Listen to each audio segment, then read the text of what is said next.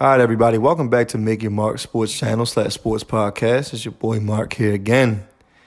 So we're still covering everything that's taken place so far during the NBA offseason.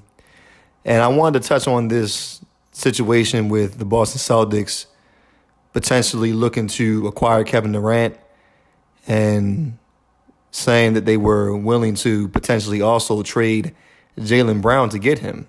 Now, let me say this first and foremost. That's most likely not going to happen. Of course, you never know, but I just highly doubt it. I'm not saying the Celtics weren't really thinking about potentially considering making that move, but it's probably not going to happen. But either way, the main point I wanted to get at, because Jaylen Brown did tweet about it. He tweeted, "Shake my head." And, Jaylen Brown's a human being. He has the right to feel some type of way about his name being brought up in a trade rumor. Because in his mind, I'm sure, without a shadow of a doubt, he feels like he means just as much to the Celtics as Jason Tatum does. I mean, he's been part of that main core they've had since Jason Tatum's rookie year and his second year. They've been to 4 conference finals. They just were fresh off a trip to the NBA Finals. And, he's probably thinking like, damn, you already thinking about trading me?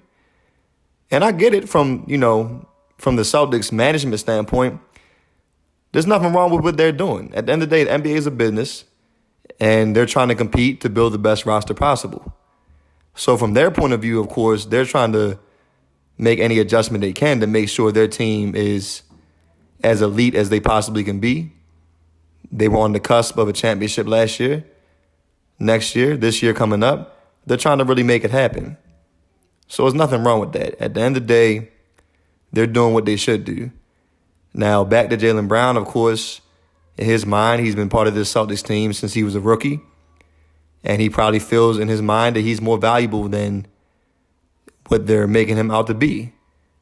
If you're talking about trading me, how come you don't bring that up with Jason Tatum? But Jason Tatum he's the chosen one for that team.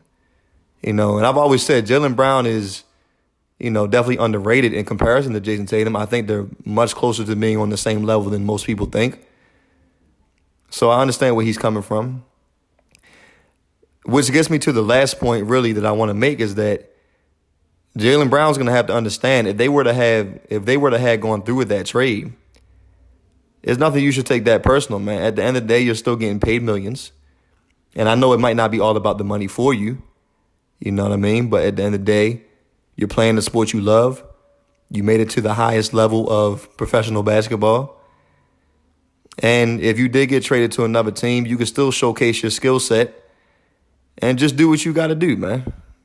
Just play the game that you love and show that you're valuable on another team. If it came down to it, you could prove yourself somewhere else.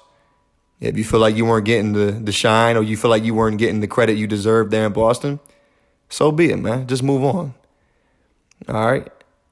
And I'm saying that to say that there's nothing wrong, really, with players today wanting to take matters into their own hands. And, when we talk about LeBron James and when a lot of people evaluate him and they compare him to Jordan or Kobe or whoever,